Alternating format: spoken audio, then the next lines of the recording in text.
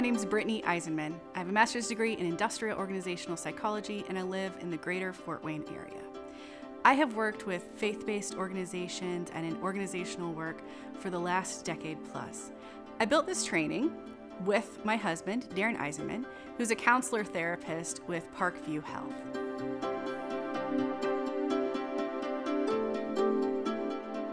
According to a 2022 report from Mind the Workplace, 71% of employees find it difficult to concentrate at work currently. That's up from just 48% in 2018, which was already a high rate. In 2021, 78% of employees reported that their stress from work led to other mental health concerns, and this was across industries. When it comes to the seemingly sudden phenomenon of employees wanting to speak with each other and with their supervisors about their mental health, listen to this insight from Brian Hancock, a global talent management leader at McKinsey & Company. I think there's a set of leaders that may be up to it, but just don't know how to do it. They've never grown up in a corporate culture where you actually talk about these things. They don't know what to do when somebody comes to them and says, hey, I'm done. And not like I'm done with this job, like I'm done, like I'm at the end. And there are organizations that are starting to recognize those folks in the middle, the ones who are well-intended but don't know what to do, and providing them training with, hey, if somebody comes to you and says, I'm done, here are the questions to ask. Here are the things to do. Here are the places to go so that every leader can be equipped. Because while some people are natural leaders and knew what to do, and some people are done themselves, I think addressing that large part in the middle where people want to do the right thing but don't quite know how, I think that's where we're seeing organizations starting to invest and be very intentional. Your organization, Brotherhood Mutual, recognizes that many of you are part of this group of supervisors who want to know how to respond to your employees. That's why we're here.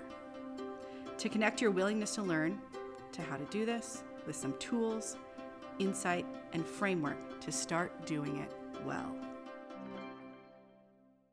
This phenomenon of employees needing to talk to you about their mental health, burnout, and anxiety, it's here to stay, and it's in every industry, in every company. Mental health conversations at work used to be firmly in the no-fly zone.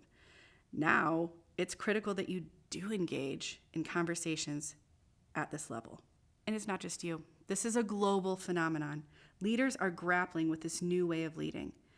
It's even hard for therapists who spend hours a day, every day, talking with people who are in distress. This is hard stuff. It is not just hard for you because you're a leader who's used to grappling and solving tough logistics and timeline problems. It's tough because it's just hard stuff for all of us. You do not ever need to be the expert in mental health. You are not expected to catch every signal, but we can create some awareness for you today. If you were to ask a seasoned mental health therapist if it is easy or difficult for them to hear someone's distress, what would you expect them to answer? The truth is, it's difficult.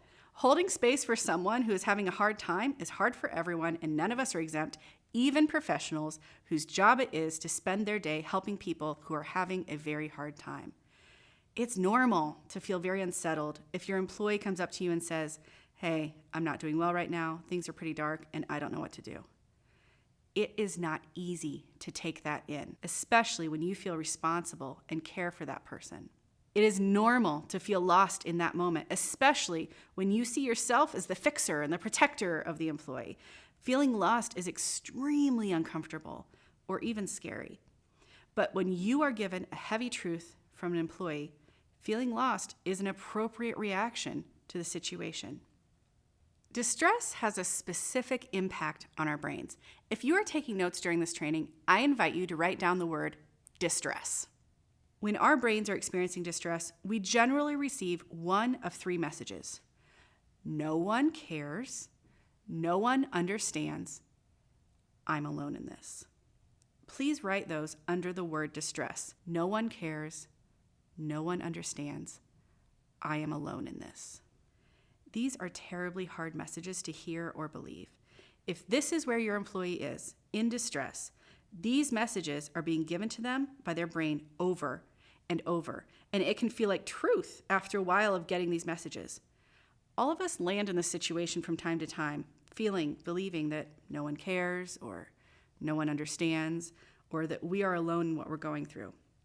If your employee comes to you and says, "Hey, I'm not doing well right now. Things are pretty dark. No one understands," you might think in the back of your mind, "But I would like to understand. I want to know more about what's going on with you." It's hard to manage that tension of knowing that you are here and you want to understand, while the employee in front of you seems to not be able to believe it, no matter how you word it. But that's because they've been getting this message of being not understood over and over. And they've just heard from you right now that you want to change that. It will take some time to break through the internal messaging. Compassion is the key to breaking through that internal messaging. Compassion helps your brain be with others in their difficult circumstances. Again, if you're taking notes, please put the word compassion next to distress. Compassion involves curiosity, patience, and openness. When you use it, it will help you engage with hard things. And here's something very cool about compassion. It doesn't just help your brain. It helps the employee you are talking with. It brings down their distress when they pick up on your compassion. Compassion allows for connection, and connection leads to deeper relationship. Relationships are one of the very few things we have on this planet that can help us weather hard, distressful storms. Okay, maybe it's a little bit you. Let's talk about the gaps that you can close. Growing your skills and abilities to know what to do when an employee is in distress and when to do it. Give yourself grace to get used to this new world of leading. You probably won't leave this training a completely transformed leader, but hopefully you'll have moved the needle on your comfort level talking about mental health at work so that you can bring compassion and connection to your distressed employee. Be open. Be open to learning. Be open to temporary emotional distress. Be open to norms that don't match what you have become accustomed to in the workplace. I don't know what you brought into this training module with you. Annoyance at having to take so much time out of work, excitement about learning about this topic, hope that you'll finally get some kind of answer that makes sense in light of what you've been dealing with, frustration that mental health has become a topic that is welcome at work at all. No matter what it is that you brought with you, I invite you to acknowledge what it is you brought in and then set it aside. Your willingness to give your full attention to this topic, your willingness to be open about learning about this ooey gooey, not attached to metrics stuff, that can make the difference between this being a waste of your time and you gaining what you need to manage the toughest moments you'll have as a leader. Because this ooey gooey stuff, this is what your mission field needs from you as a leader to be able to recognize and to help with right now. Do you identify as a fixer? If you're a leader or a manager, it is possible that you have advanced in your career because you are great at solving problems. We are proud fixers carrying the world on our shoulders. Employees in mental health distress don't expect you to solve their problems. And unless it's directly tied to something like an environmental or workflow issue that you are responsible for fixing, it's not your job to fix their mental health issue. What they need is for you to bring compassion in that specific moment when they are in front of you in distress. Compassion, remember, involves curiosity, patience, and openness. And those are excellent tools for asking open-ended questions that convey that you care because you want to understand and that you are with them in this, their moment of great distress at work. They'll learn that you are someone they can come to when they are distressed instead of staying alone and isolated. We're about to get into the thick of warning signs and practicing working with employees that are in distress. Before we get to that, I'd like you to consider something. Which do you think will be your biggest challenge? Being open to learning? Offering yourself grace in the learning or for your past choices? Or owning your mental health? We aren't going to stay here for long, but for the rest of this training, it will be much more helpful if you recognize now what some of your challenges are likely to be. You can't catch everything. All the training and skill in the world would not allow you to catch every sign that comes your way. And there are some things that aren't warning signs. For example, someone crying. Now for me, when my kids are crying, my stress level hits the ceiling. When someone in my environment is crying, that is a high emotion event for me. But your employee crying at their desk one day isn't necessarily a warning sign that something's wrong with their mental health if it's not a pattern. You absolutely can still show compassion in that moment. It doesn't have to be a crisis for you to lay the groundwork for connection. Something else that isn't usually a warning sign is someone having an off bad day. Being gruff, having a strong reaction to something that seems mundane, it's not a warning sign when it's not a pattern. While their behavior may be borderline not acceptable and not respectful, it doesn't need to set off alarm bells when it's just an off day. We are going to review 5 warning signs that you, as a leader of people, can know to watch for. Some of these are clusters, and some are pretty specific. First up is an increase in disengagement. We were created to thrive with direct connections to each other, not to just be our own dot in isolation. When your employee is disengaging, they are pulling back and shrinking. You may see them pulling back from volunteering. They may be quiet in meetings when before they were usually an active participant. They may not be opting into longer-term projects, or they may be putting in the bare minimum to achieve their responsibilities when before they were a consistent team player reaching out. They're probably still getting things done, but you're noticing a pattern of them shrinking back. A very severe form of disengagement is disengagement with life as a whole. An employee who is avoiding any and all life stressors and is disengaging from everything and everyone, that is a crisis problem. That is a sign that they need much more acute support than can be provided to them in a workplace. The second warning sign that you should be aware of is absenteeism. Now, I'm not just talking about when they are outside of the workplace completely. I'm talking about things like coming in late, leaving early, calling off with very short notice, taking extra long breaks, or having unexplained absences from work. Absenteeism can be a tip for you to look for that something's going on in this employee's life, and it may be related to mental health. The third warning sign is signs of overwhelm. Now, this can look different from person to person, but the consistency boils down to this. When an overwhelmed employee walks in the door, filled to the top with stress, responsibilities, they lack the capacity to take on much more, or they will spill over. This can look like a lack of resilience after a disappointment, a lack of patience with annoyances, a lack of creativity or perspective. This employee is not able to take any more things in. Doing their normal routine is absolutely all they can handle. They're at their max.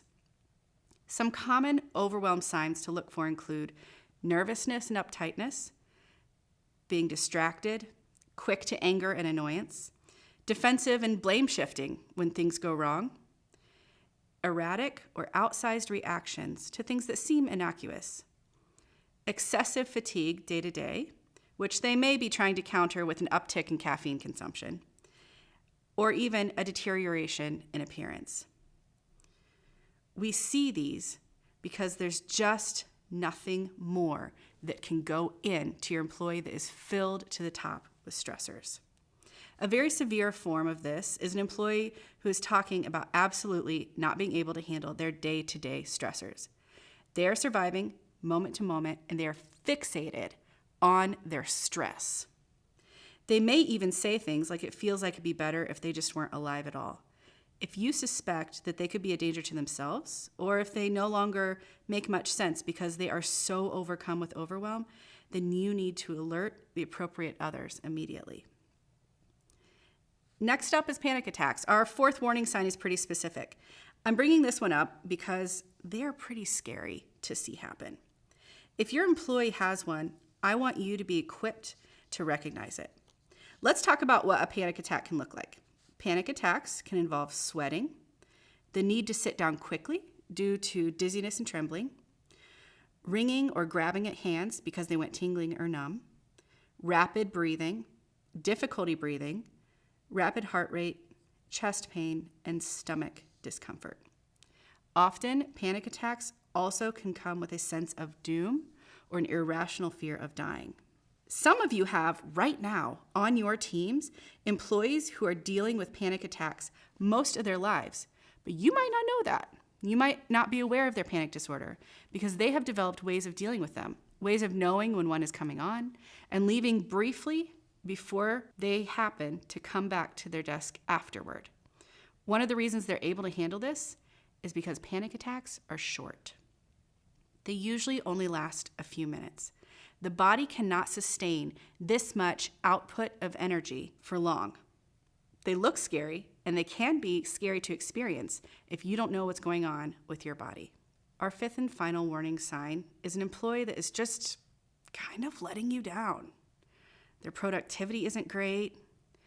Team dynamics are decreasing because of the way they act in team meetings and around other team members. Breakdowns in communication, including non-responses to Teams messages and emails, missing deadlines, not fulfilling job duties and responsibilities. An employee who is suddenly showing this pattern can absolutely be a warning sign that their mental health is headed toward a crisis. So you have some warning signs now, but how do you know when to react? Do you wait for more than one warning sign? Do you react right away when you think you're seeing one of them? Curiosity is a part of compassion. Checking in is a good idea, even if you aren't sure if you're seeing anything. When you check in with curiosity and openness, you will get a clearer picture of what is or isn't going on. What about situations where it seems reasonable for some of these warning signs during a transitional period for an employee? How should you interpret that? Getting clarification will not steer you wrong. Feel free to point out concrete things you're seeing in a non-judgmental and open way. Let them know that you're asking if they're okay because you care and you want to support them, and that you recognize they are transitioning back into work right now. If the employee states that they're fine, just adjusting, then you have your answer. And you can leave it there and let them know that you are available to talk if that changes. I've talked about looking for patterns as we've gone through the warning signs, but what if change seems to be the issue?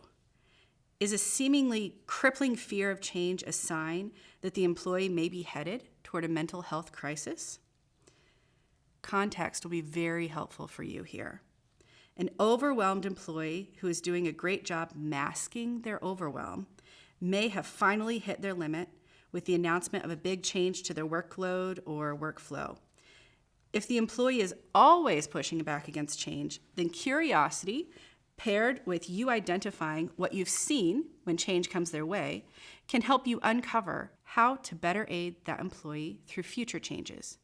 In this case, it's probably less about mental health and more about a personality bent or a general lack of natural adaptability. Fear of change is common, but it isn't usually debilitating. If your employee is debilitated when things change or when they hear change is headed their way, you should treat the situation with an abundance of caution and monitoring. Tactically, if you need to work through an adverse fear reaction with an employee, you can ask them, what is your brain telling you right now about this change? Then you can match their concerns with supports that are reasonable. Or if their needs exceed what is appropriate or within your ability to work with, you can send them to an appropriate next step person to come alongside of them. You can know some trends in general, but you need to know your people. And you need to accept that you cannot always catch every warning sign. The employees who are talking about their mental health, who are asking for help and support from you, every word that they say that reveals that things aren't okay is a gift. Because now their pain is out in the world, and those around them have the chance to help them carry their burden. You are being handed a gift when your employee approaches you about a mental health or burnout struggle. It's time for us to shift into how to approach the employee. In the workplace, our employees are living out their very real, sometimes messy lives. Their personal stuff doesn't magically poof away at the front door. But there are significant differences between how you approach the distress of an employee versus how you might approach distress with a friend. In the workplace, we discuss what we can measure based on concrete observation. This helps curb the likelihood of making a bad decision based on faulty assumptions, and it can even help avoid litigation. If you have a gut feeling that your employee is off right now, look for measurable evidence and patterns. This will alert you to the timing. Is it a right time to approach? It is when you've identified concrete evidence that something is going wrong. Is their work performance suffering based on what it has been in the past? Or is their performance no longer aligning with their job description when in the past they were able to fulfill that? If so, have an open and curious conversation. Clearly state what you have observed and that you care and want to support. If their conduct is out of line with the employee handbook, you should be the first person to bring this to them. Remind them of and hold boundaries that Brotherhood Mutual has established while telling them and showing them that you want to help get them through their situation. Sometimes an employee can be doing fine with performance metrics like productivity, and they aren't breaking any official rules, but their impact to their teammates is toxic and harmful. When this is the case, look for objective behaviors that you can identify. Are they sending upsetting or rude emails at 4 p.m. on Fridays? Are they scrolling on their phone during meetings? These are objective behaviors that can and should be discussed. As overwhelm builds within a distressed employee, it will leak out into their lives. And when you begin to see that, immediately addressing it with compassion helps both you and the employee. My husband, Darren, is a mental health therapist who works with groups of individuals at a time. Each individual in the group is a person whose mental health hit a crisis point recently to the level where they couldn't do their day-to-day life for a little while. Brotherhood Mutual invited me to have him help me build this training so that we could get that expertise as well. Darren mentioned to a group of his clients that he was helping out with a mental health training for corporate managers. They wanted to participate and told him to ask them a question that they could anonymously answer. So he did.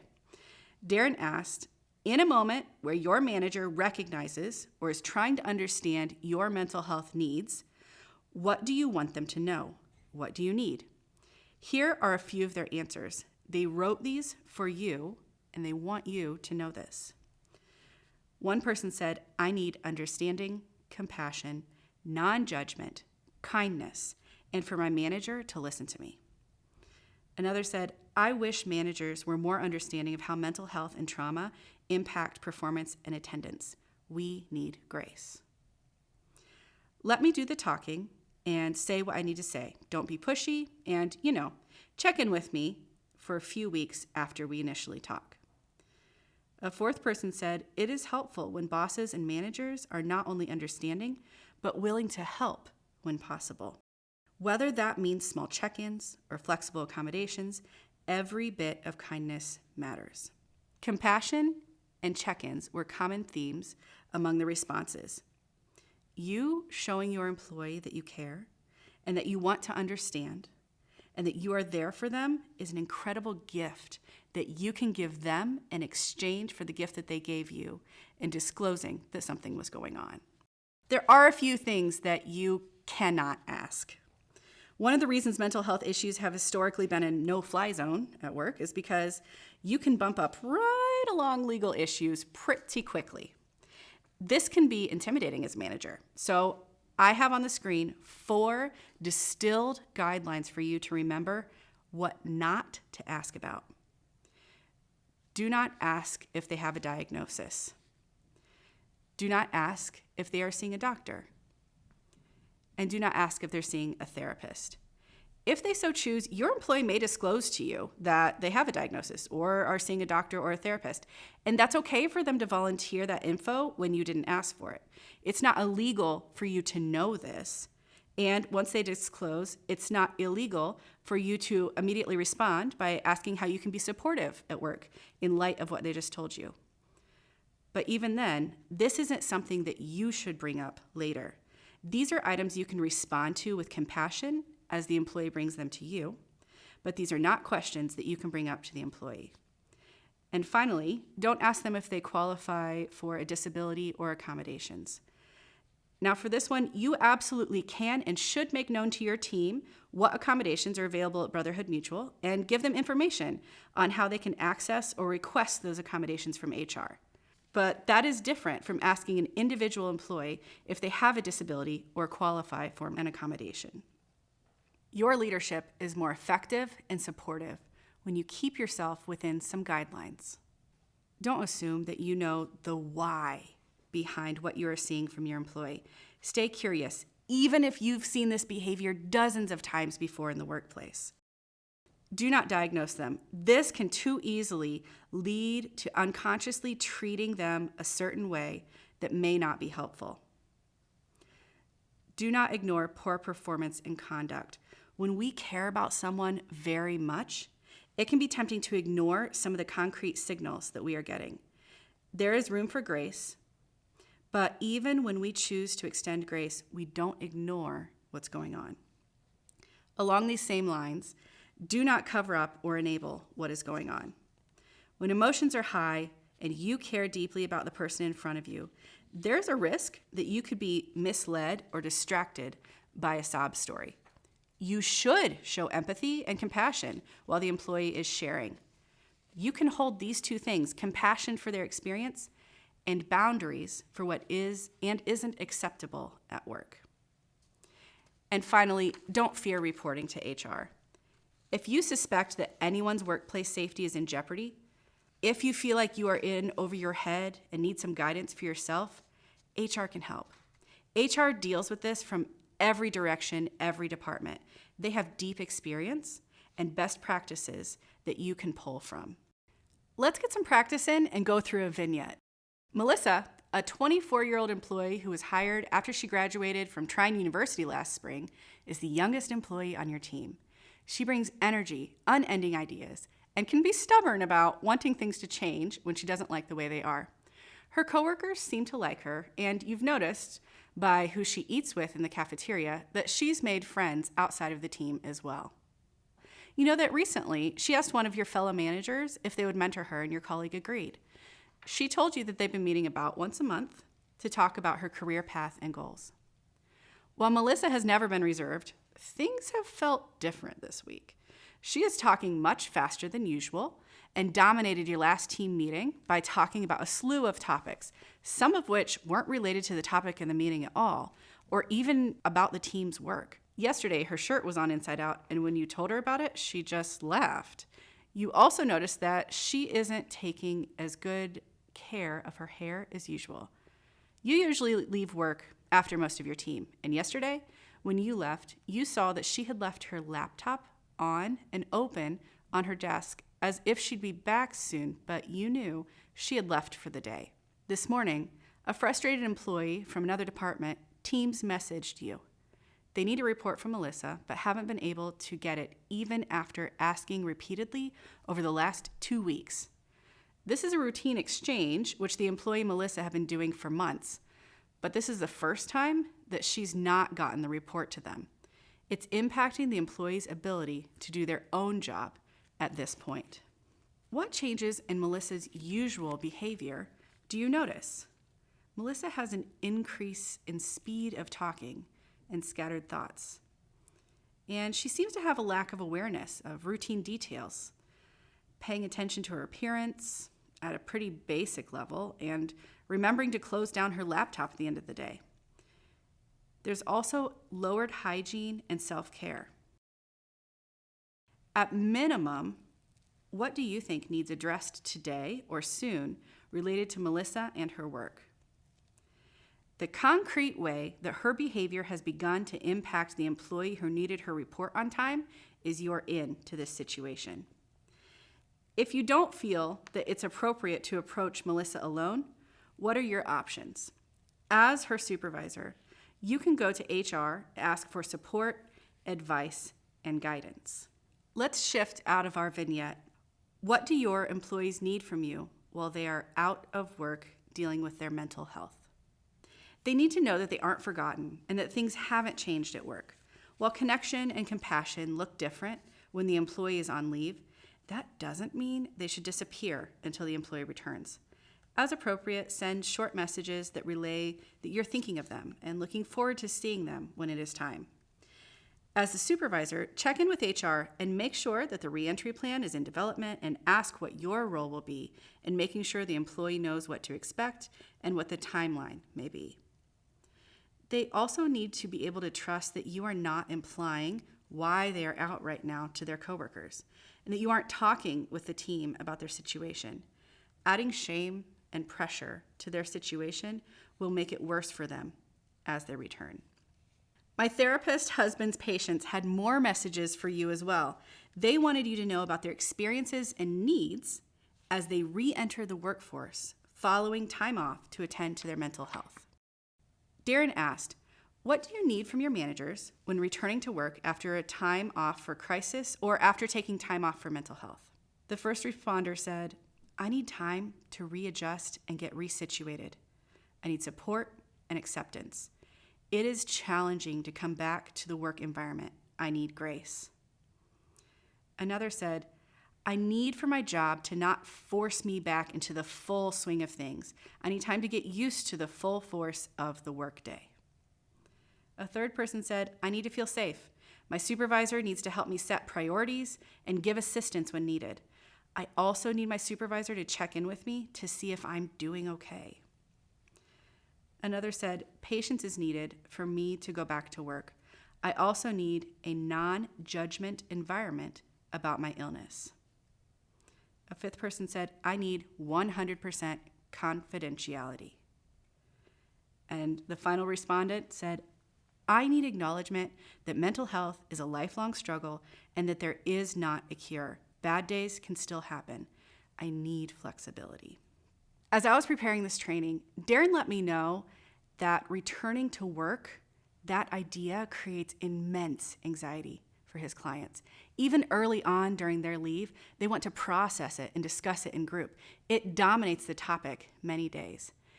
That's because anxiety about returning to work is shared by everyone. You can and will make a difference around this for your employee when they're in this situation, when you tap into compassion. Preparing for your employee's re-entry is not all your responsibility. HR, you, and the employee each have a role to play. HR will guide you through the steps. HR has internal resources for you and the employee, as well as external resources. Stay communicative with HR to ensure that you have the most up-to-date information about the possible timeline of when an employee will return to work. HR will often have context that you don't, and they can share some of that with you when it's appropriate to help you understand the situation. Once a start date has been identified, communicate with the employee to ask what input they have for how they'd like this to look and what their anticipated needs will be on their first day and their first weeks back as they get back into the swing of work. They may need logistical help. For example, their email inbox may be absolutely slammed. Someone sitting with them and letting them know which issues brought up in the emails have been resolved and which still need a response could be immensely helpful. We're going to go through one more vignette. Shannon has always been a reliable employee. She turns in her work on time, volunteers for extra tasks, and pitches in to help coworkers hit tight deadlines. She never misses anyone's birthday. In mid-2021, Shannon lost both of her parents to COVID. She was open with the team about her grief when it happened. And she did take some time for bereavement leave as she settled their estate and helped her younger sibling move closer to her so that she could better help support them as they finished up their college degree. When she came back to work, she seemed to jump right back into the swing of things. The entire team circled around her with support and love. Though she did seem to get a bit annoyed with being treated as fragile, you heard her give a sincere thank you to a few of them.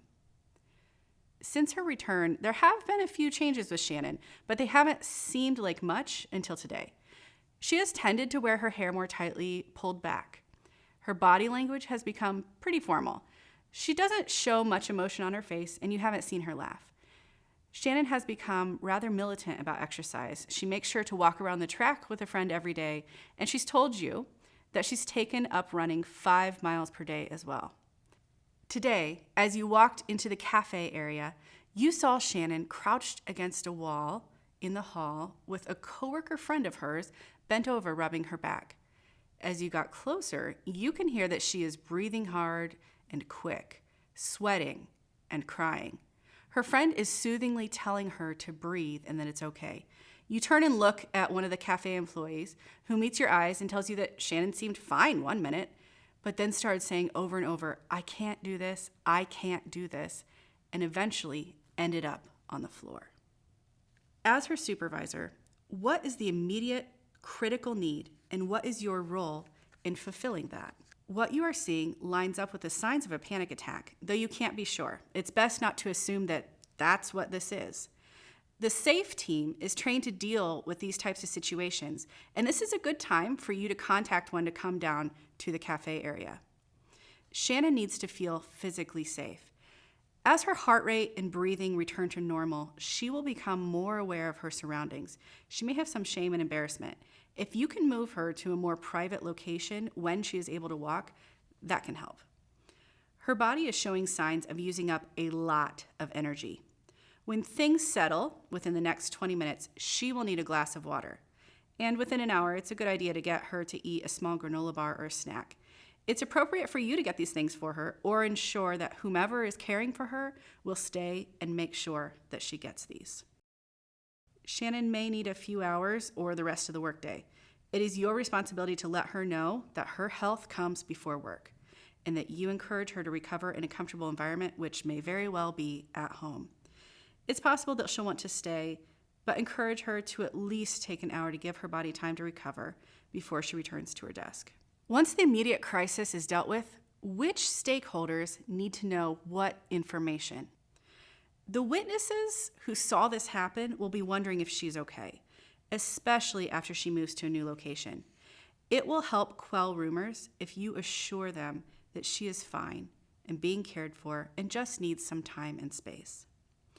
It may be appropriate to call her emergency contact, which HR will have if Shannon can't verbally tell you who she once called. HR should know that this occurred, especially because multiple employees were involved and it was unexpected. If Shannon takes FMLA or PTO, what is your responsibility to her? Remain compassionate and offer connection. She may not respond to your messages, but your texts and voicemails can go a long way in reminding her that she is not alone, that you care, and that you look forward to her return when she is ready. If she's responsive to you, ask what she needs for her return. Your calling to leadership includes increasing your skill level around mental health crises at work. Your courage and determination to get better understanding, to develop more compassion, and to sharpen your skills around responding to mental health crises will not be wasted.